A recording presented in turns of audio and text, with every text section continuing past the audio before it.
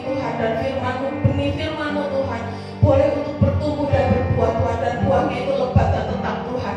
Kami tolak semua gangguan-gangguan di dalam nama Tuhan Yesus. Tuntun perlindungan-Mu ada setiap kami Tuhan. Berkati Tuhan setiap apapun yang tertabur Tuhan. Firman-Mu Tuhan, berkati firman-Mu Tuhan pada pagi hari ini. Terima kasih Bapa, kami serahkan Tuhan ibadah hari ini dalam tangan kasih-Mu. Terima kasih Bapa, terima kasih Tuhan Yesus. Terima kasih Tuhan Roh Kudus, kami siap mendengarkan firman-Mu.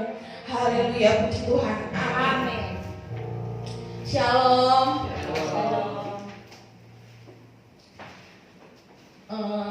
Pagi ini temanya mengatasi emosi negatif. Siapa yang gak pernah mengalami emosi negatif? Semua pasti pernah ya. Pernah bete, pernah marah, pernah sebel.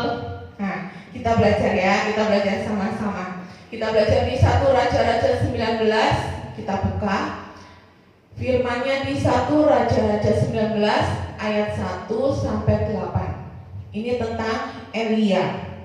Aku baca yang ganjil dan jemaat yang genap. Elia ke Gunung Horeb. Ketika Ahab memberitahukan kepada Isabel segala yang dilakukan Elia dan perihal Elia membunuh semua nabi itu dengan pedang, maka Isabel menyuruh seorang suruhan mengatakan kepada Elia, beginilah kiranya para Allah menghukum aku, bahkan lebih lagi daripada itu, jika besok kira-kira pada waktu ini aku tidak membuat nyawamu sama seperti nyawa salah seorang dari mereka itu. maka takutlah ia, lalu bangkit dan pergi menyelamatkan nyawanya. Dan setelah sampai ke Beersheba yang termasuk wilayah Yehuda, ia meninggalkan bujangnya di sana. Tetapi ia sendiri masuk ke padang gurun sehari perjalanan jauhnya, lalu duduk di bawah sebuah pohon arar. Kemudian ia ingin mati, katanya, cukuplah itu, sekarang ya Tuhan, ambillah nyawaku, sebab aku ini tidak lebih baik dari nenek moyangku.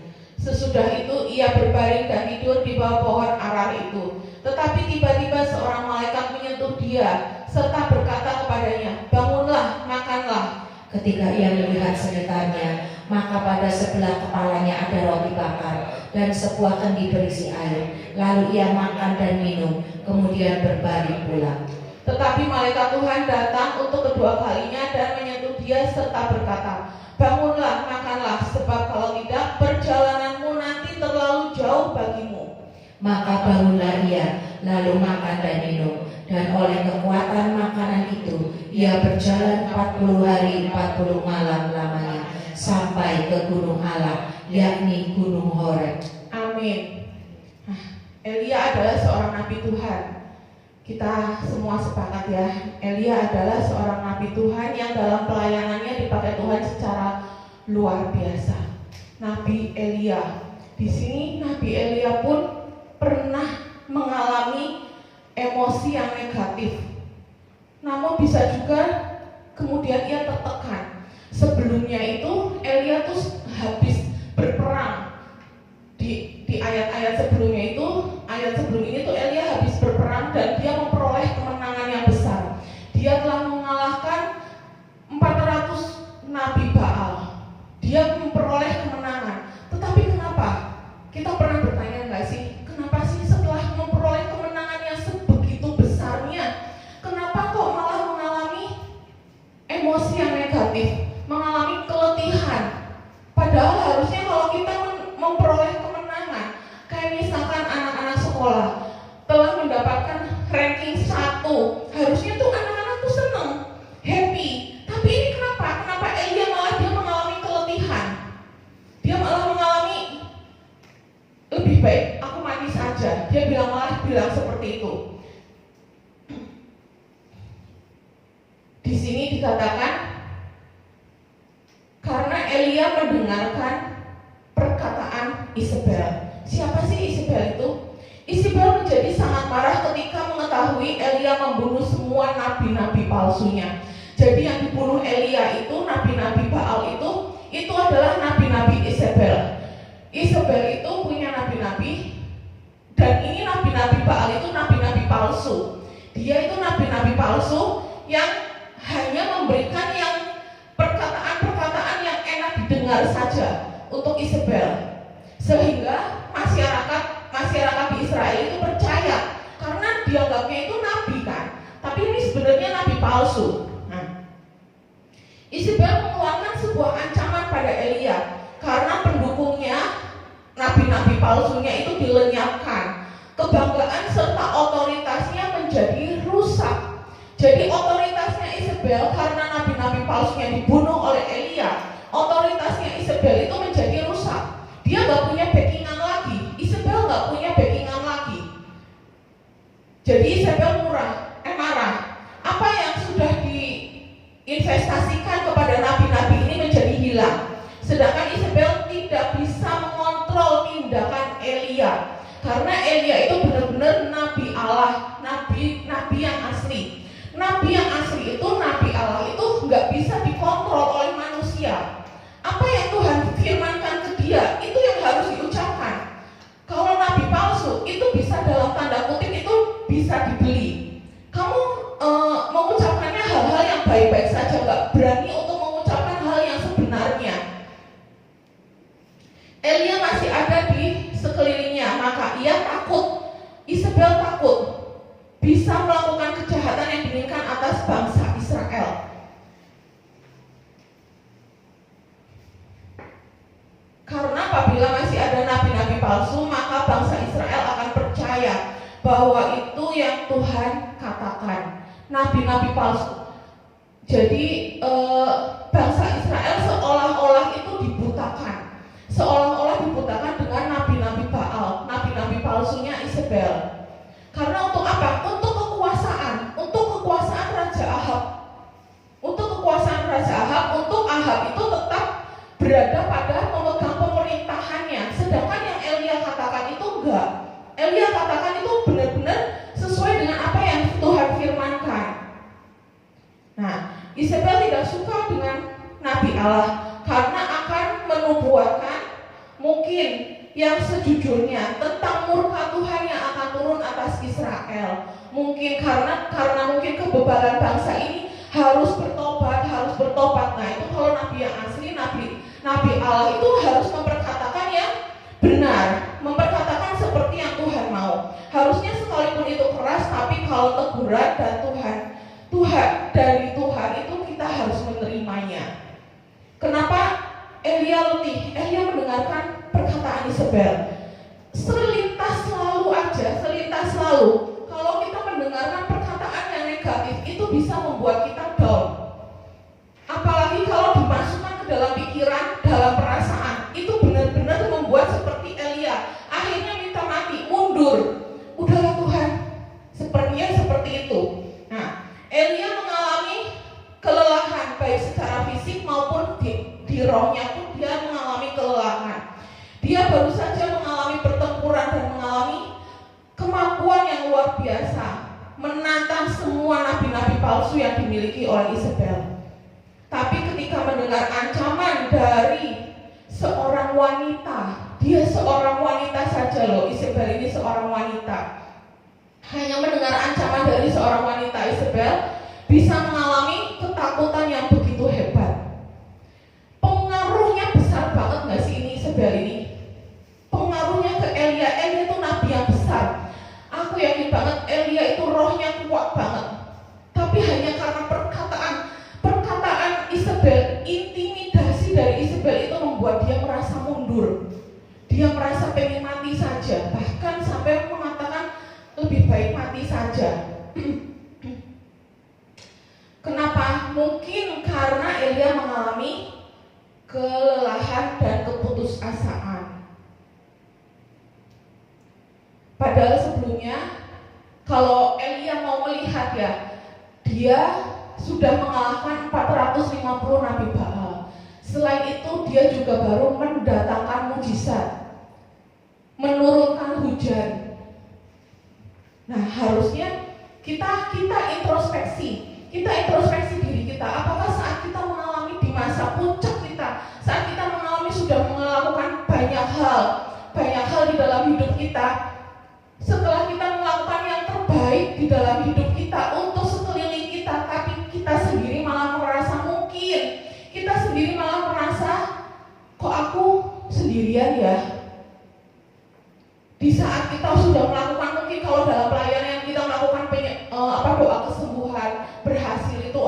sembuhkan. Terus kita konselingin orangnya baikan, orangnya mau. Tapi kitanya sendiri setelah tutup kamar, kita masuk ke rumah, ada suara-suara hasutan, kok aku sendirian ya? Kok aku pelayanan kok cuma sendirian ya? Yang lain kemana? Nah, itu sebenarnya roh Isabel juga sedang berbisik pada kita. Karena roh Isabel ini mengintimidasi itu ke orang-orang yang benar-benar dipakai dengan Tuhan, dipakai Tuhan. Bukan dengan orang-orang yang ecek-ecek tuh enggak.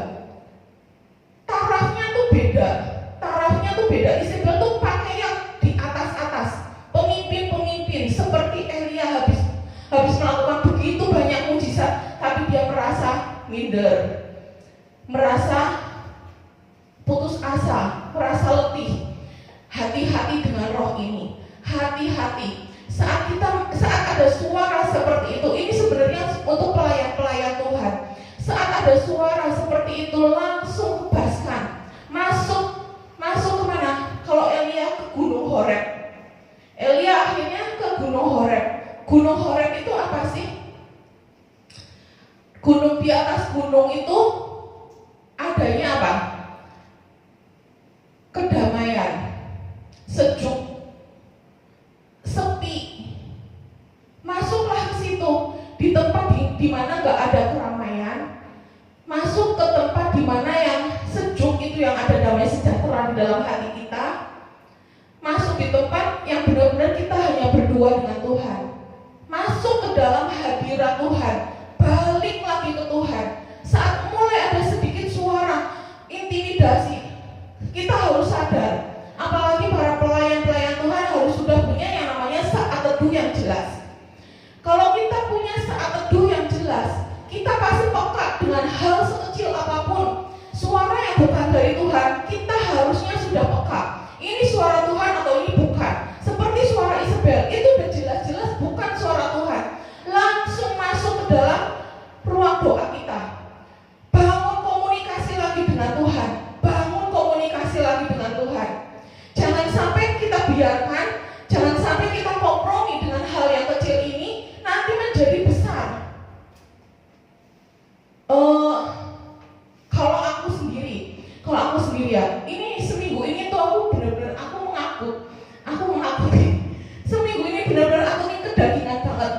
Bahkan puasa, biasanya tuh puasa dari Senin sampai Minggu. Ini puasa cuma hari yang ditentukan untuk aku aja, seminggu 2 kali. Aku puasa cuma seminggu 2 kali. Aku kedagingan banget, luar biasa banget. Aduh Tuhan, aku pikir gini gak bener loh. Sampai doanya Mbah pun susah banget untuk mendapatkan hadirat Tuhan. Susah banget untuk menangis di hadapan Tuhan. Beda kalau aku lagi puasa, benar-benar puasa, itu cepet banget intunya. Ini tuh aku tahu, aku sadar Tuhan, aku gak bisa kayak gini. Tuhan, sampai aku tuh bertanya-tanya, Tuhan gimana sih kamu Tuhan? Kok jauh banget, lama banget. Aku tuh masuk itu tuh lama banget. Kok gak bisa nangis? Aku udah berhari-hari loh, udah 3 hari. Sampai tadi pagi tuh aku benar-benar bangun jam 4. Bangun jam 4, benar-benar aku gak bisa seperti ini. Walaupun aku doa pagi malam, tapi gak ada benar-benar yang seperti apa ya? Yang seperti itu, yang seperti biasanya, yang Tuhan tuh langsung ngomong ini, ngomong banyak banget.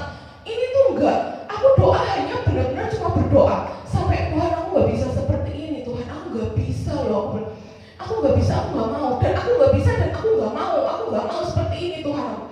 Sampai tadi pagi tuh benar-benar aku benar-benar berserah. Tuhan, ampuni aku.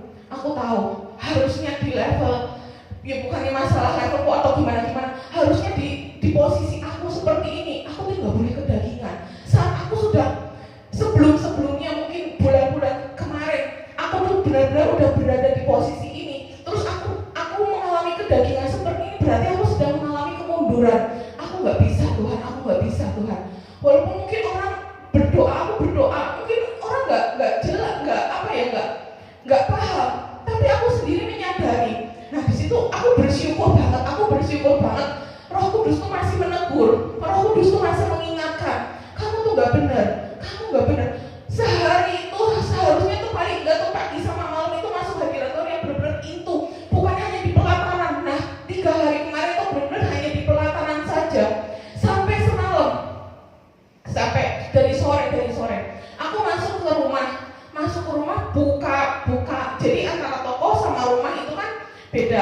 pintunya beda. Masuk buka pintu, itu kecium bau pandan lagi. Terus aku masuk kamar, aku biarin dulu. Aku masuk kamar, masuk kamarku malah baunya lebih menyengat banget. Terus aku keluar doa kan. Aku di luar, keluar dari kamar aku doa. Aku doa perang. Terus aku semprotin minyak urapan. Pertama doa perang dulu, belum tak semprotin minyak urapan. Doa perang dulu, yang di luar hilang. Seketika itu juga baunya hilang.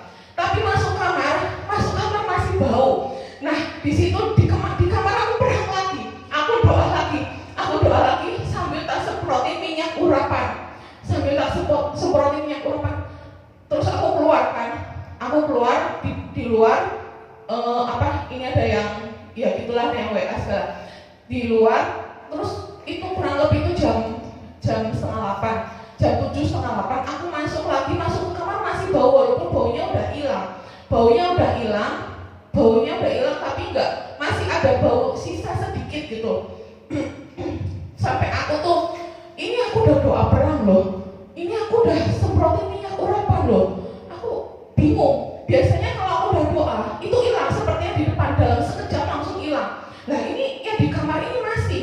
Waktu aku masuk ke kamar untuk mau tidur itu jam 10:30 habis nyiapin ini khotbah segala macam. Itu baru masuk kamar jam 10:30. Aku buka pintu masih kecium. Tuhan, aku cuma bilang, Tuhan, aku mau tidur, aku udah capek banget. Ini bau tinggal masih ada sedikit, tapi aku percaya Tuhan, perlindungan-Mu nyata sempurna atasku dan keluargaku. Terserahlah Tuhan, Kau yang berperang bagiku. Aku udah perang tadi Tuhan, aku udah doa. Sampai aku WA ke pastor, aku nih baunya bau banget di kamar. Pastor bilang nggak apa-apa. Oke, sepakat, nggak apa-apa. Udah aku mau tidur kan, karena aku udah ngantuk. Oke, sepakat, nggak apa-apa. Ini udah yang penting aku sepakat aja, nggak apa-apa.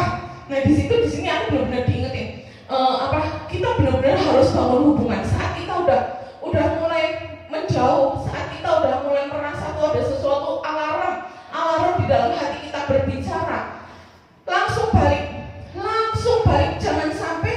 Jangan sampai tuh ke semakin menjauh. Saat alarm udah berbicara, jangan kompromi sebentar lagi, jangan kompromi besok aja, langsung mendekat.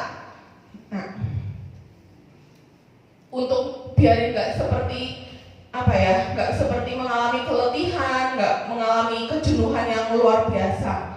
Gimana sih caranya Elia bisa keluar dari jerat depresi dan emosi negatif? Yang pertama, mengatasi dengan Elia berhenti dulu. Di ayat yang keempat dikatakannya, tetapi ia sendiri masuk ke padang gurun sehari perjalanan jauhnya, lalu duduk di bawah sebuah pohon arar. Kemudian ia ingin mati, katanya, cukuplah itu sekarang ya Tuhan, ambillah nyawaku, sebab aku ini tidak lebih baik daripada nenek moyangku. Di sini dikatakan Elia duduk di bawah sebuah pohon arar. Saat kita benar-benar mengalami, kita udah tahu nih, kita ini capek banget baik dalam fisik, baik dalam roh. Kita berhenti dulu, lepaskan semuanya, kita istirahat dulu. Itu tanda-tanda kalau tubuh kita tuh sedang membutuhkan istirahat, baik fisik kita maupun roh kita butuh yang namanya istirahat. Elia mengakui kelemahan dan mengatakan isi hatinya kepada Tuhan. Saat kita beristirahat itu apa yang dilakukan? Akui kelemahan kita di hadapan Tuhan. Tuhan, aku terbatas Tuhan, fisikku juga terbatas, aku capek Tuhan, berikan aku kekuatan kembali Tuhan. Nah, akui jujur, belajar jujur dengan hal apapun dengan Tuhan. Terus mengakui kelelahan adalah awal dari pemulihan. Saat kita melakukan hubungan kembali, mengakui kelemahan kita, itu adalah sebuah pemulihan. Tuhan sedang memulihkan kita. Tapi kalau kita nggak mau mengakui, gimana Tuhan mau bisa memulihkan? Tuhan membutuhkan kejujuran kita. Walaupun Tuhan Maha tahu apa yang terjadi dengan kita, tapi Tuhan itu membutuhkan kejujuran kita. Elia tidak pura-pura kuat, dia jujur tentang keadaannya. Tuhan amat sangat menghargai kejujuran kita. Terus lagian kalau dipikir juga ngapain sih kita bohong sama Tuhan? Tuhan tahu segalanya kok. Nah, tapi Tuhan membutuhkan perkataan kita, kata-kata kita untuk jujur di hadapan Dia. Memilih berhenti sejenak untuk mencari Tuhan, bukan menyerah selamanya. Di sini dicatat ya, memilih berhenti sejenak untuk mencari Tuhan, bukan berhenti untuk menyerah selamanya. Berhenti cari Tuhan, minta kekuatan yang baru lagi yang dari Tuhan. Ada waktu untuk berhenti, untuk mendapat kekuatan baru dari Tuhan. Tuh. Terus yang kedua tadi, yang pertama mengatasinya dengan berhenti. Yang kedua, Elia mengatasinya dengan makan. Tuhan baik banget ya. Kita baca di 1 Raja-Raja 19 ayat yang kelima sama ke-6. Yang kelima, sesudah itu ia berbaring dan tidur di bawah pohon arar itu. Tetapi tiba-tiba seorang malaikat menyentuh dia serta berkata kepadanya, "Bangunlah, makanlah." Ketika ia melihat sekitarnya, maka pada sebelah kepalanya ada roti bakar dan sebuah kendi berisi air. Lalu ia makan dan minum, kemudian berbaring pula. Tuhan luar biasa banget ya, sampai memperhatikan sedemikian hal kecil pun Tuhan perhatikan. Kebutuhan makan Elia, kebutuhan minum Elia Tuhan perhatikan. Gak ada orang di sekelilingnya yang memperhatikan Elia, Tuhan sendiri yang mengirimkannya. Sampai berapa kali lebih dari 1 kali Tuhan mengirimkan loh. Kasih roti, kasih minum. Padahal tadinya Elia apa? Elia sudah putus asa minta mati. Di ayat sebelumnya kan Elia sudah putus asa minta mati, tapi Tuhan tetap, kamu masih bisa, ayo. Seolah berkata seperti ke kita tuh, seperti itu saat kita udah mau menyerah, saat kita udah Tuhan, aduh udah cukuplah di sini aja. Tuhan itu sebenarnya di dalamnya itu masih berkata, kamu masih bisa, ayo berjalan bersama aku. Aku yang akan memberikan kekuatan. Di sini Tuhan kan yang memberikan makan. Aku yang akan memberikan kekuatan. Saat kita berjalan bersama dengan Tuhan, bukan berjalan dengan kekuatan kita sendiri, pasti Tuhan yang akan memberikan kekuatan. Tuhan peduli akan kebutuhan jasmani kita. Pemulihan emosi dimulai dengan memperhatikan fisik. Pemulihan emosi dimulai dengan memperhatikan fisik. Saat fisik kita capek, contohnya saat fisik kita capek, kita masih gampang emosi. Saat tubuh fisik kita ada yang mengalami kesakitan di dalam tubuh kita, kita juga sering mengalami emosi. Dalam hal ini, makan untuk mempertahankan kesehatan. Saat kita capek, kadang kita butuhin apa? Kita butuhin makan minum. Pemulihan menyeluruh itu untuk rohani, mental, dan fisik berjalan bersama-sama. Jangan abaikan istirahat dan kesehatan fisik saat mengalami tekanan batin. Saat keadaan kita sedang tertekan oleh hal apapun, kita juga butuh tetap yang namanya makan dan minum. Istirahat yang cukup juga dibutuhkan. Banyak orang yang sedang mengalami tekanan batin itu gak bisa tidur. Banyak orang yang sedang mengalami tekanan batin itu gak nafsu makan, gak ngapa-ngapain. Itu malah akan membuat terpuruk. Menguatkan diri untuk kembali menghadapi kenyataan, bukan lari dari masalah. Minta kekuatan dari Tuhan, karena firman-Nya berkata Tuhan yang memberi makan kepada Elia. Itu kekuatan, makanan itu sumber kekuatan. Makanan itu sumber kekuatan, Tuhan sendiri yang memberikan kepada Elia. Berarti saat kita sedang mengalami tekanan, kita minta kekuatan yang baru yang dari Tuhan. Tuhan juga mengirimkan sesuatu yang baru, makanan yang baru untuk Elia. Minta kekuatan yang baru dari Tuhan.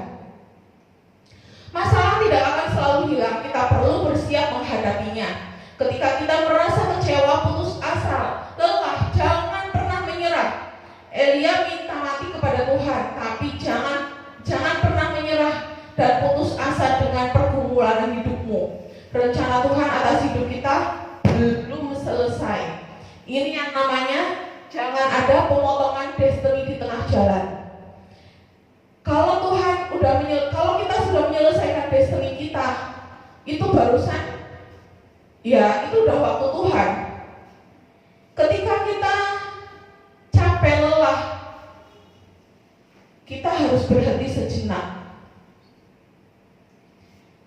Kalau kita mungkin keadaan fisik kita capek, keadaan pikiran kita lelah.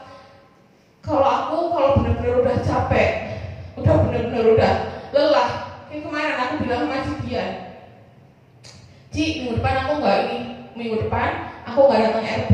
Itu sebenarnya tuh aku udah merasa lelah, aku udah merasa di titik jenuh. Tuhan, aku udah capek. Ini aku benar-benar aku butuh waktu. Walaupun di rumah nggak ngapa-ngapain, di rumah cuma dengerin khotbah, duduk dengerin khotbah. Malah sebenarnya bukan dengerin khotbah, malah ada yang konseling sebenarnya juga. Nah itu aku udah berada di posisi benar-benar aku capek. Aduh Tuhan, kok hidupku rutinitas banget itu kemarin seperti itu. Rutinitas banget, aku benar-benar harus mengambil waktu lah. Aku mau minta waktu, aku nggak datang FPC, aku bilang gitu. Dari Senin bahkan sampai Minggu sekarang. Kalau Minggu dulu masih bisa jalan-jalan, sekarang Minggu nggak bisa. Pagi sore harus datang kan. Nah itu, ampun, aku harus minta waktu lah. Itu ya kita butuh istirahat. Makanya aku bilang ke Cidian juga, Cidian kan pertama bilang, kok enak banget ngomong gitu. Terus aku jawab, iya Ci, demi untuk kewarasan otakku. Nah itu kita bener-bener kita sama-sama bareng-bareng. Nanti kalau misalkan entah Cidian atau siapapun yang merasa lelah, yang dinamakan yang kuat menopang yang lemah, kita sama-sama bareng-bareng. Karena pelayanan itu nggak bisa sendirian, kita harus bareng-bareng. Kita harus saling mengerti, saling memahami. Nanti kalau misalnya nggak bisa mau kemana juga, ya aku harus bukan yang nggak bisa ngelak, harus siap sedia. Terus yang ketiga, yang terakhir, mengatasi dengan berjalan kembali. Setelah istirahat, makan, udah dikasih makan, udah kuat kan, ya harus jalan lagi. Jangan habis makan tidur terus. Tuhan memberi kekuatan baru untuk perjalanan selanjutnya, itu udah pasti. Saat Tuhan memberikan makan, saat Tuhan udah memberikan kekuatan yang baru, Tuhan pasti memberikan kekuatan untuk perjalanan selanjutnya.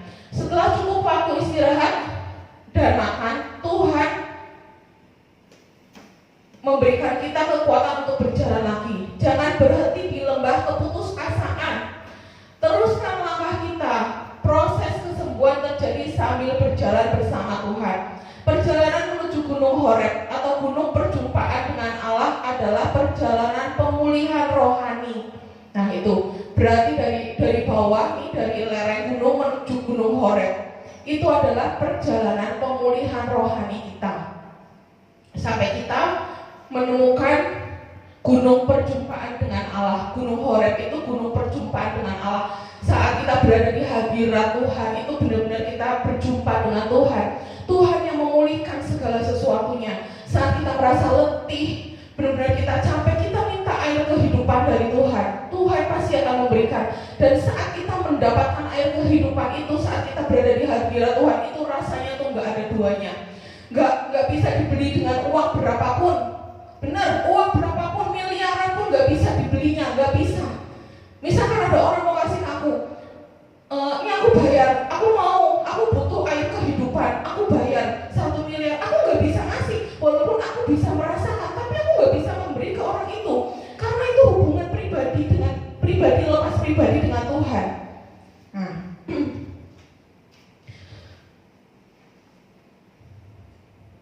Horeb menjadi simbol perjumpaan dan pembaharuan visi hidup.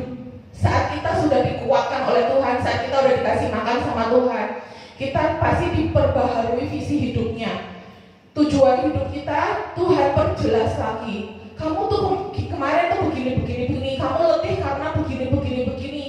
Tuhan pasti segala sesuatunya, dan itu pasti akan memberikan kekuatan.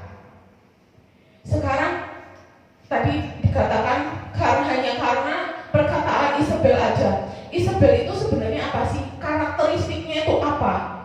Karakteristik Isabel itu dia maunya mengontrol segala sesuatunya, memanipulasi. Terus ada yang namanya pemberontakan. Terus Isabel itu penyesatan rohani karena dia membohongi. Terus ada yang namanya menentang nabi. Dia sampai backingannya tuh nabi-nabi palsu hanya untuk menentang perkataan Nabi Elia. Itu kalau kita benar-benar ada suara yang seperti itu, yang Isabel, yang dari karakteristik Isabel itu, kita langsung lari ke gunung Tuhan, lari ke hadirat Tuhan. Kita minta dipulihkan lagi, kita minta Tuhan yang memberikan kekuatan lagi. Nah, bahkan di akhir ayatnya, yang ayat ke-8, maka bangunlah ia di sini Musa. Maka bangunlah Musa, lalu makan dan minum. Oleh kekuatan makanan itu ia berjalan 40 hari 40 malam lamanya. Luar biasa banget gak sih kekuatan yang Tuhan kasih itu luar biasa banget. Padahal makan hanya roti bakar bisa jalan 40 hari 40 malam. Kekuatan dari mana kalau bukan dari Tuhan? Saat kita ada masalah, kalau kita diberi kekuatan dengan Tuhan, diberi kekuatan oleh Tuhan, kita bisa masih berjalan bertahun-tahun. Jangan pernah meninggalkan Tuhan sedetik pun. Saat kita udah sadar udah gak benar, ada sesuatu yang gak beres dalam hidup kita, atau kita udah gak bisa merasakan hadirat Tuhan, atau kita merasa udah mulai menjauh dari Tuhan, buru-buru cepet-cepet, jangan kompromi lagi untuk terus mencari hadirat Tuhan. Karena ada firman berkata, carilah Tuhan selama ia masih ditemui. Selama ia masih mau ditemui. Selama ia masih mau ditemui, berarti ada saatnya nanti Tuhan tidak mau ditemui oleh kita. Saat apa itu Tuhan tidak mau ditemui oleh kita? Saat kita terus bebal. Saat Tuhan berbicara kita mengabaikannya, Tuhan berbicara kita mengabaikannya. Tuhan lama-lama, kalau orang dunia bilang lama-lama tuh enak. Iya, lama-lama enak. Jadi Tuhan ada saatnya Tuhan gak mau ditemui. Carilah Tuhan selama ia masih mau ditemui. Saat Tuhan masih menegur kita, itu berarti Tuhan masih sayang sama kita. Tuhan masih perhatian sama kita. Itu. Oke. Tuhan, terima kasih Tuhan untuk sebagian firman-Mu Bapa. Tuhan, kami mengucap syukur Tuhan. Kami mengucap syukur Tuhan untuk didikan-Mu Tuhan. Kami mengucap syukur Tuhan untuk setiap perintah-perintah-Mu di dalam hidup kami Tuhan. Ampuni kami Tuhan kalau kami masih terkadang sering merasakan letih lesu Tuhan, tapi kami tetap percaya Tuhan, tangan-Mu yang kuat yang selalu menguatkan kami Tuhan, tangan-Mu yang kuat yang selalu menopang setiap kami Bapa. Tuhan, ajari kami Tuhan untuk menyerahkan kehendak kami Tuhan ke dalam tangan-Mu. Ajari kami Tuhan untuk kami dapat menyerahkan hak kami ke dalam tangan-Mu Bapa, agar setiap apapun Tuhan, kehendak kami Tuhan selaras dengan kehendak-Mu Tuhan. Hak kami Tuhan kami serahkan ke dalam tangan-Mu. Bahkan Tuhan, hak kebebasan kami Tuhan, ajari kami Tuhan untuk dapat menyerahkannya kembali kepadamu Bapa. Biarkan hanya Engkau Tuhan yang berdaulat atas hidup kami Tuhan. Hanya Engkau Tuhan yang berdaulat atas hidup kami. Tidak ada satupun yang boleh berdaulat atas hidup kami, termasuk diri kami sendiri Tuhan. Tuhan, ajari kami Tuhan, ajari kami Tuhan, ajari kami Tuhan. Jangan pernah Engkau berlelah berletih Tuhan untuk mengajari kami terus Tuhan. Pakai setiap kami Bapa, pakai setiap kami sesuai dengan kehendak-Mu, sesuai dengan rencana-Mu Tuhan. Karena kami tahu Tuhan, hidup kami adalah milik-Mu Tuhan. Tidak ada satupun yang dapat memiliki kami selain Engkau sendiri Tuhan. Karena Engkau yang mengetahui seluruh kehidupan kami, mulai saat kami dijadikan Tuhan, bahkan sampai nanti kami Engkau bawa pulang Tuhan. Kami mau serahkan hidup kami Bapa ke dalam tangan-Mu Bapa. Terima kasih Bapa, terima kasih Tuhan Yesus, terima kasih Tuhan Roh Kudus.